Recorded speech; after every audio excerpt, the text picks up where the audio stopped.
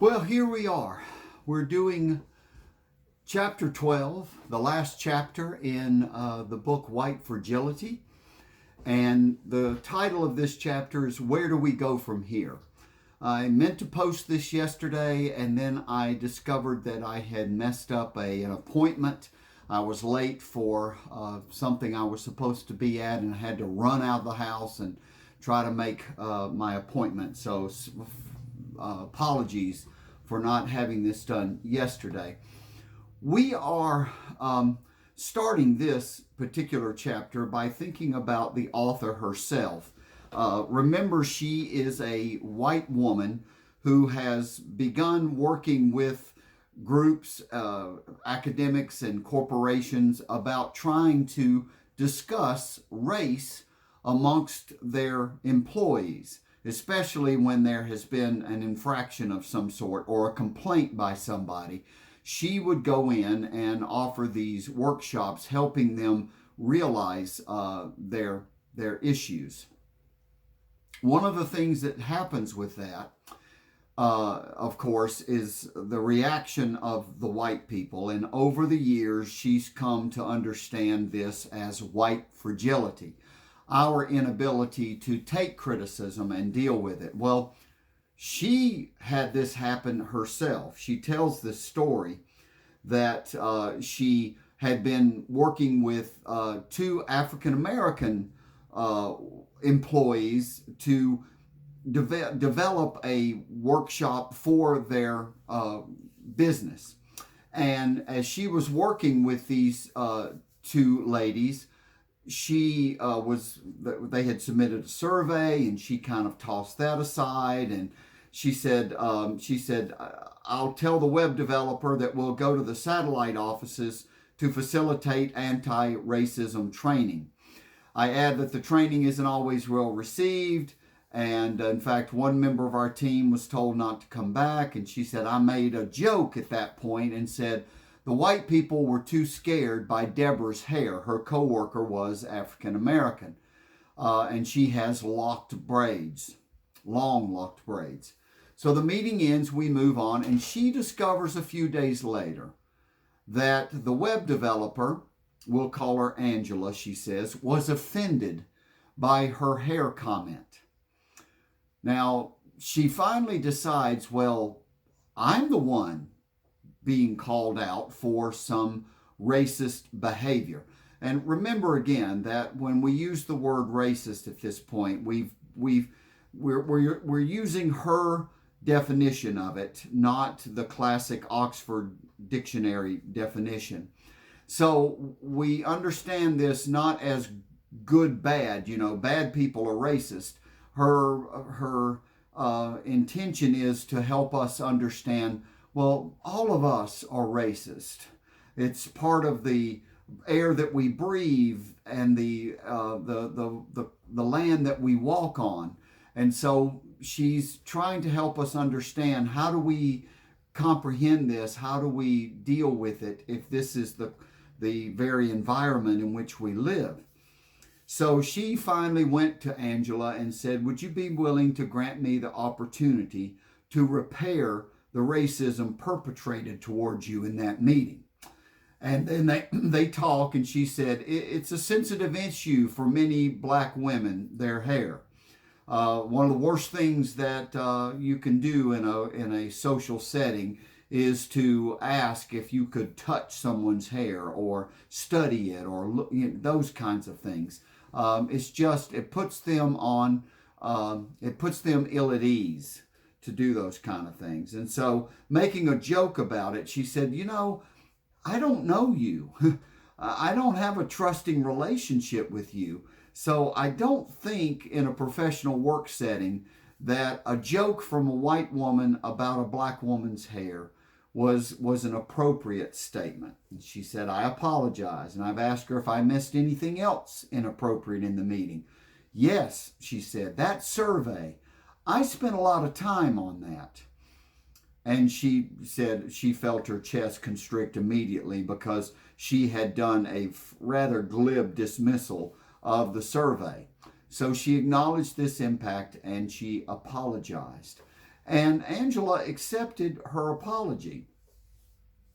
And she said, is there anything else that needs to be said or heard for us to move forward? She said, yeah. The next time you do something like this, would you like feedback publicly or privately? And my answer, she said, given my role as an educator, I would appreciate it being given publicly, because it's an example, a teachable moment for the white people to see that I am also engaged in a lifelong process. And I think that's the lesson of this chapter she wants us to get. This is not something you're going to fix. It's not something that you're going to move on from. You are engaged, you and I as white people need to be engaged in a lifelong learning process of beginning to become actively anti-racist. That's the trick with it. So she said, I could be a model for other white people of how to give feedback openly and without defensiveness.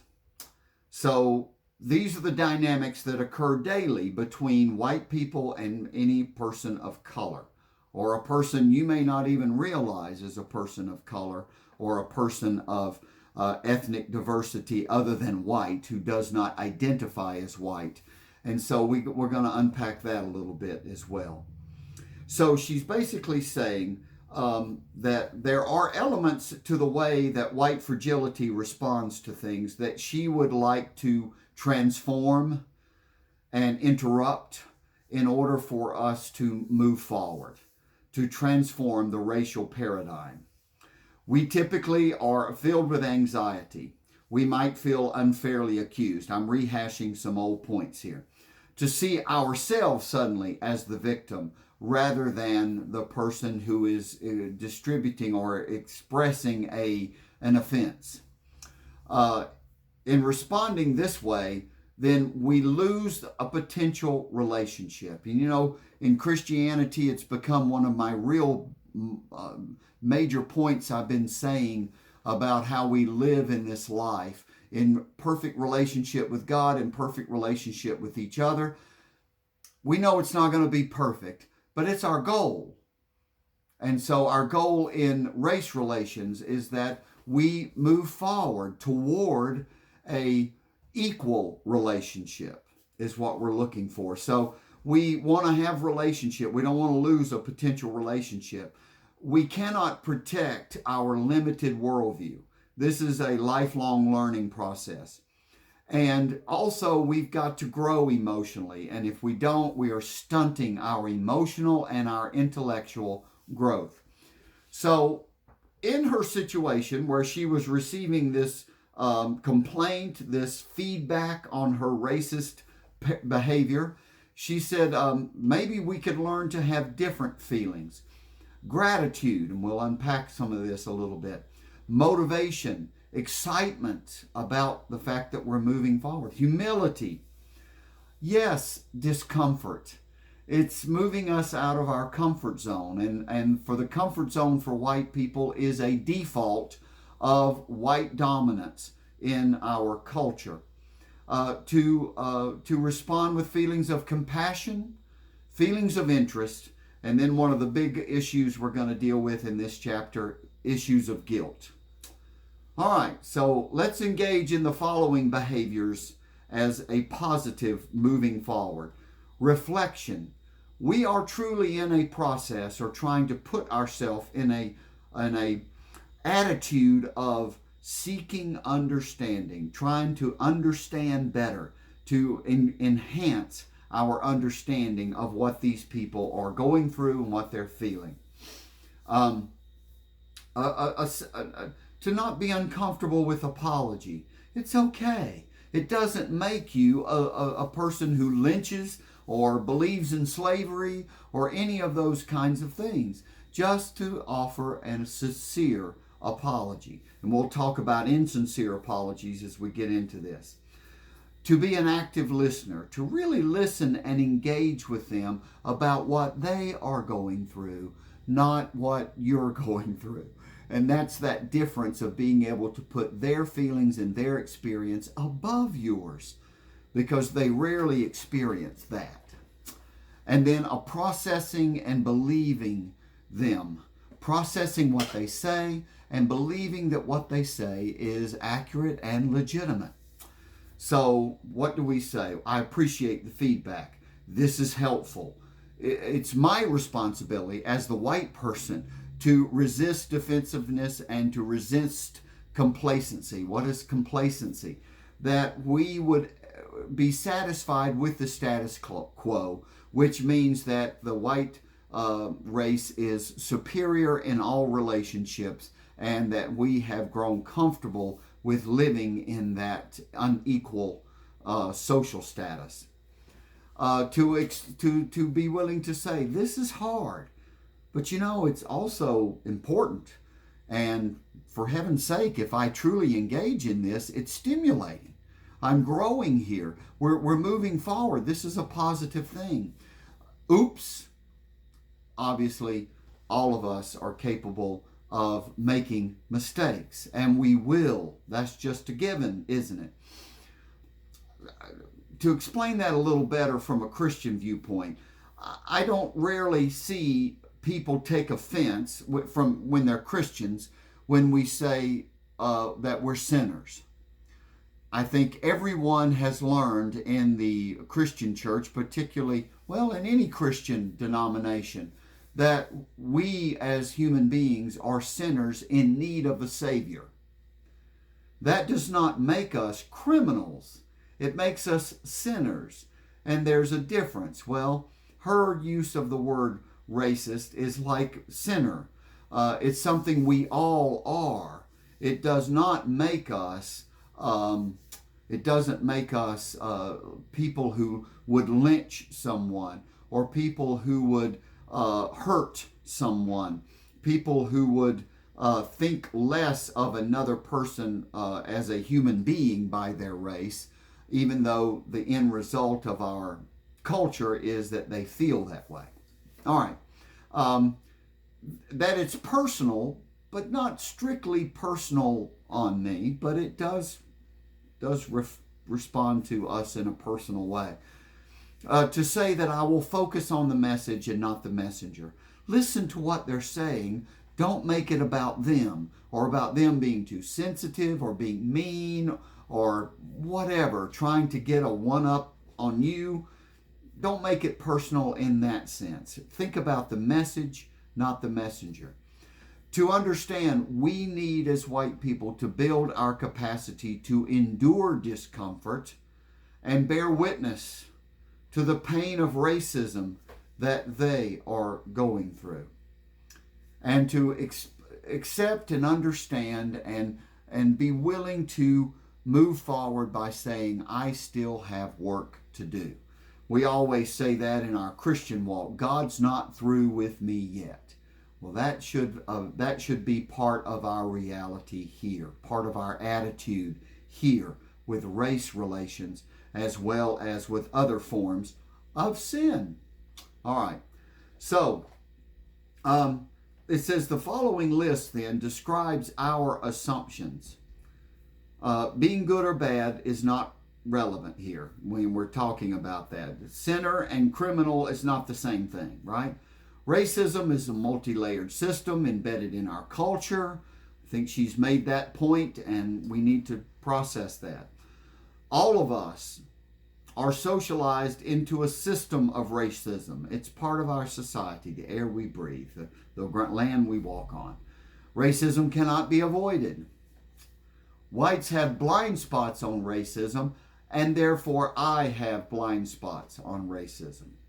Racism is complex. I don't have to understand every nuance of it, never will.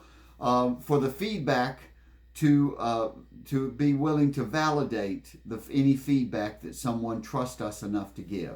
That is a great compliment, by the way, if they're willing to give you feedback.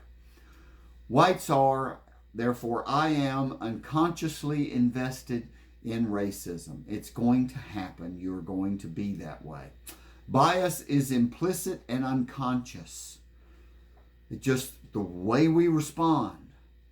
I don't expect to be aware of mine most of the time without a lot of really ongoing effort on my part.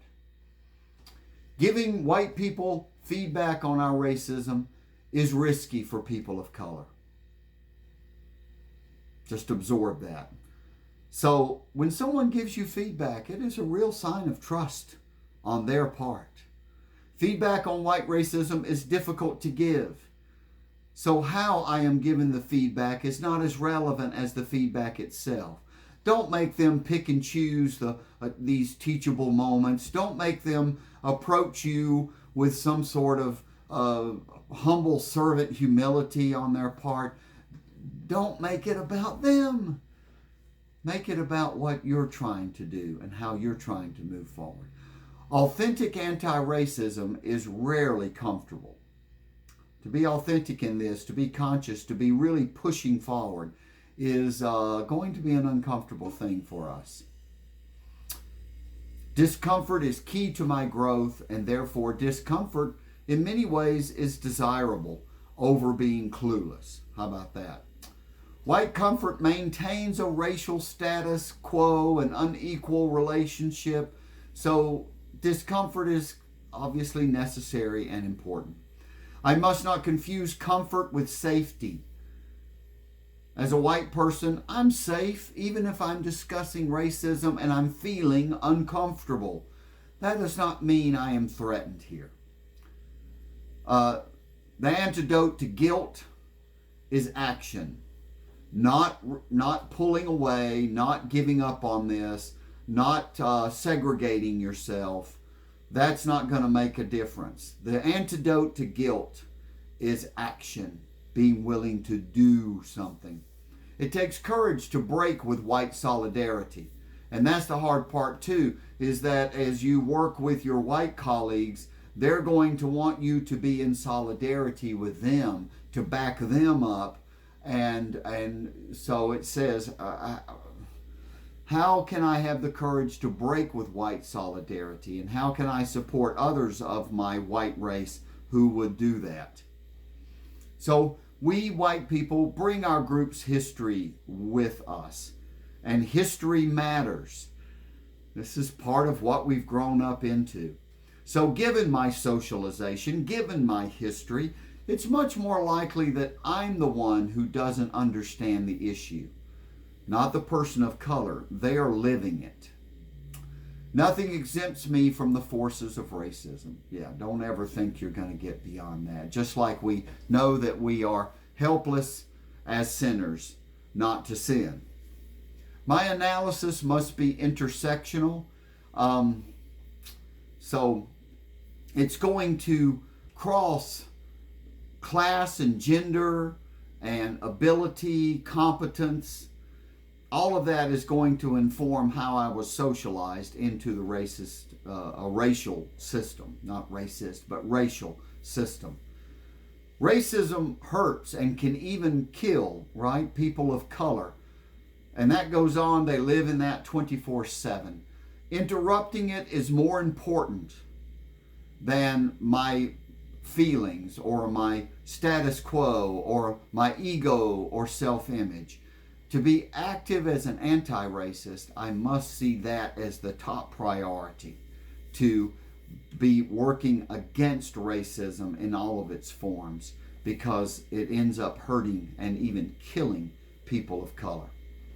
So let's minimize our defensiveness, huh? Let's demonstrate that we can be vulnerable here. Let's demonstrate our curiosity and humility. Let's allow ourselves growth, that we're really anxious to move beyond this, to stretch our worldview, and to ensure that we're going to take action in the future. Let's demonstrate that we practice what we profess. Let's make that a value of ours. Let's build authentic relationships with people of color, with other races. And let's begin to trust them when they say things to us and give us feedback. Let's interrupt privilege protection. Let's interrupt our comfort zones. Let's not stay there. Let's be willing to move beyond that. Let's interrupt our internalized superiority.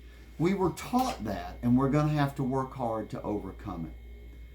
So when white people ask what to do about racism and white fragility, understand clearly it's on you. You can't throw this off on relationships of other race with people of other races that you have and say they must educate me. No, you're an educated person. You learned how to do this in other areas of your life. You must get educated. You must build relationships. You must be willing to move outside of your comfortable environment, which is our segregated world, in worship, in work, and in neighborhood. So not only would our interpersonal relationships change, but then it would begin to affect and change the institutions around us. We would see to it that it did if we had these relationships. So find out on your own. Find out for yourselves what you can do. It's an analogy. Imagine that, as an analogy, imagine, she says, that you go to the doctor and this doctor is about to tell you about a condition that you have, or a disease that you have, a malfunction going on in your body. And right before they explain it to you, they're called out on emergency. When you went home, would you not get on the internet and discover all that you can about the malady that the doctor has expressed to you? You would do the work necessary. You would go home, do the research. So the bottom line is you'd care enough to get informed about it. Well, you need to do that, you and I, about racism. So the next part of the subchapter is called The Repair. And she says, there are a series of steps. Process my reaction is what she did when Angela came back to her. It's not Angela's duty. It was her duty to process it. And she went to, she first approached it with another white person. So said, if you do that, if you try to talk about this with another white person, be careful to choose someone that will really hold you accountable. Not someone who's going to enter into white solidarity with you, but someone who's truly going to hold you accountable. Perhaps there you could vent your feelings of embarrassment, guilt, shame, regret, and do your best to identify how you had reinforced racism in the situation that you were receiving the feedback for. So she said, when Angela and I met, I owned my racism. I did not focus on, well, I didn't mean it, or I didn't intend to. Remember the professors with the chopping off of the hands? Doesn't really matter your intention. The end result is what matters. So the impact of your behavior is what we're focusing on here. So again, your response cannot be inauthentic. To use passive framing. Oh, if you were offended, I'm sorry. If you were offended.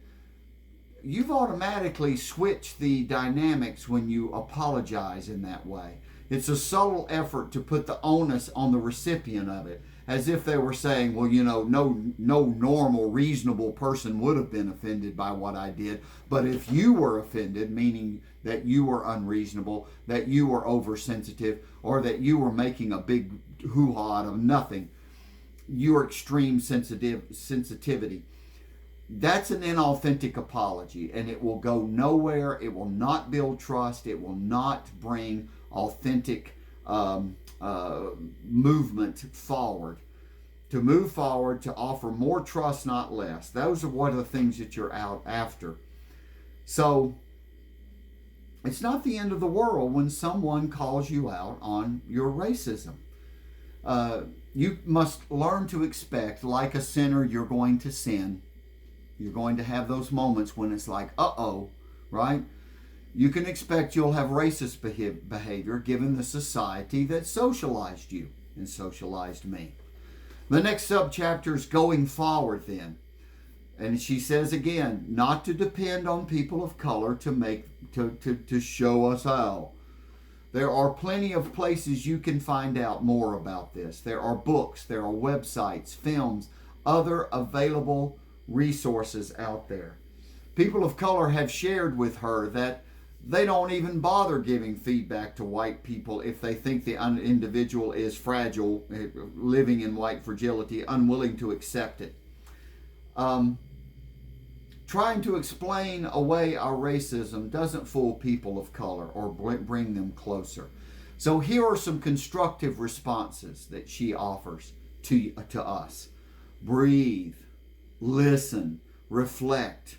Don't react so fast. Return to the list of underlying assumptions in this chapter. Seek out someone with a stronger analysis if you're confused about it. Take the time to process your feelings, but do return to the situation and to the person involved. You do have the right to say, oh, I need to process this. I need to deal with this. I can feel negative emotions entering into me. I might not behave in the right way. Let me back away from this and come back at it. But you must come back at it. So we can interrupt our white fragility, and we can build our capacity to process, to receive it, and to grow from it, and to let those walls of defensiveness break down so that we can make a difference, literally be anti-racist. So we continually challenge our own socialization and our investments in racism and the misinformation we have been learned and taught about people of color, about the world we live in, about our dominance as the white race in the culture. We can educate ourselves. We can break the silence about race and racism with other white people. And then she comes to the next subculture, which is the question of guilt. Here I take umbrage. I take exception over some of this. But hear what she says. I know that we didn't choose this socialization. It couldn't be avoided. But it does not release us from responsibility for our role in it. And she begins then this subchapter about white identity. And here's where I was a little taken on this. Because she says here, a positive white identity is an impossible goal. She says, rather, she strives to be less white. I don't accept that. I disagree at this point with this. She says to be less white is to be open to, interested in, and compassionate toward the racial realities of people of color. Now, I don't want to be superior as white. I don't want to think of myself or see myself as the better choice. If I could be born white, boy, I got the better end of the deal. And I know that's true. But how am I to live as a white person trying to live less white? Does my degrading myself or living, this has bad, what am I trying to say? Implications that it could actually affect our self-esteem, our self-worth. Maybe the only way to be anti-racist is to be anti-white. And I think there's a balance we could find here. She says to be less white is to be less racially oppressive. It requires me to be more racially aware, be better educated about racism, to continually challenge racial certainty about the white being superior, and to have less arrogance about it. Well, humility I get, but I don't see how I can really authentically be less white. I'm white, just like I'm old now. I can't really do anything about that. So I'm not sure I would state it in these words, using these phrases like I'm trying to be less white. I am trying to be, I like the phrase anti-racist. I'm trying to respond against the things that have built me up as a superior race, and trying to live in my whiteness as an equal partner with all who are not white. and trying to see a way forward there. She says, ultimately, I strive for a less white identity of my own liberation, for my own liberation and sense of justice. Okay, we'll leave that to the side. The next subtopic is a few strategies for working together. How can we talk about this without triggering our white fragility? Well, I try to affirm a person's perspective. Again, we're always, even as Christians, it's the basic thing to love the neighbor as we love ourselves. That gets me back to this idea I can't really be less white if I'm going to love myself, but I want to see their perspective, to point the finger inward and not outward, to see the log in my eye and not the speck in theirs. All of this has Christian implications. What if we could identify in some ways?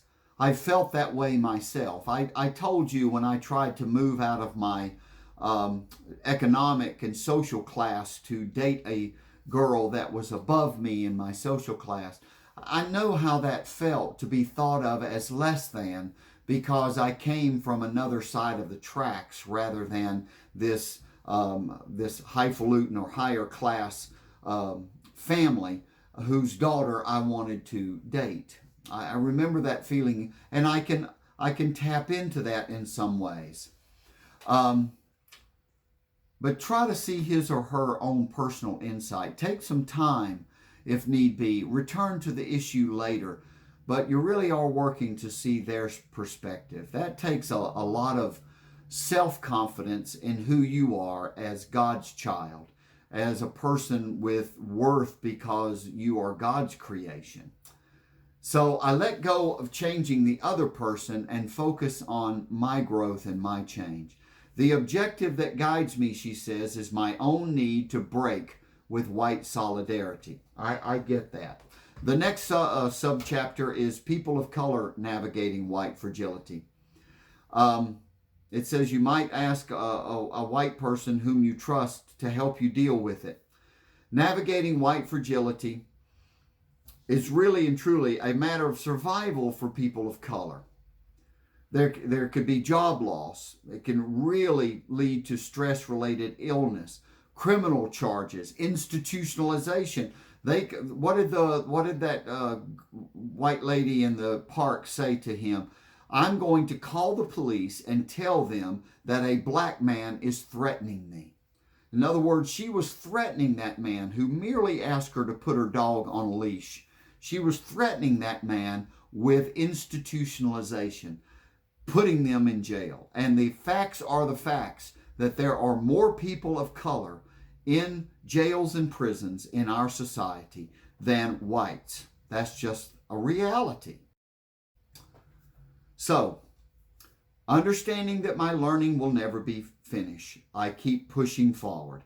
I keep moving forward, educating myself, acting in a way that would minimize racial inequality in our world. To search for reassurance from people of color is not a way forward. You're just trying to soothe your own guilt by trying to get them to be in solidarity with you. And what does that immediately do? It puts them at odds with others. And one of my stances on this is that we are perfectly content to have a white friend, to have a black friend, a black employee, to have tokenism going on. But we would not be comfortable if suddenly we were the minority in any work situation or any social situation. So you cannot get into the divide and conquer wedge. And I see this happen a lot when I have to think hard to do the right example, but we try to say, hey, my black friend says that I'm not a racist. You've basically put them at odds with each other, pressuring a person of color to collude with my racism. I'm not saying that you shouldn't be nice. It's better than being mean, she says in conclusion, but being nice is not courageous. It doesn't let racism get on the table and be dealt with. Interrupting racism will take courage and intentionality when you're working with your white colleagues, and you don't try to rope in your black friends to support your white dominance in your society. All right. So finally, she says, where do we go from here? I offer that we must never consider ourselves finished with our learning. Even if challenging all the racism and superiority we have internalized was quick and easy to do, our racism would still be reinforced all over again just by virtue of living in the culture in which has been built over centuries of socialization and white and other race process over the years.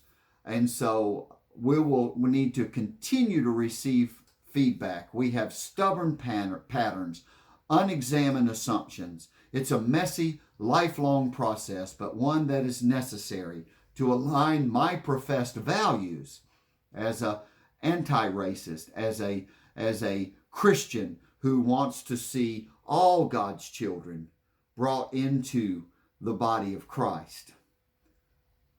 Those are my professed values, so that my actions become real, not just token offerings, but real actions. It's deeply compelling and it's transformative. And if there's anything a Christian is supposed to be, is that we are working to transform the world into the kingdom of God as much and as possible until Christ comes again. Thank you. Thanks for doing this with me. Thanks for listening to my musings on this. I do recommend the book. I tried to keep it as non-political as I could, but there's a lot in there that gets political. And I've tried to push back where I felt like it and tried to really listen to her perspective in all aspects of this. So may it serve to move us forward. God bless.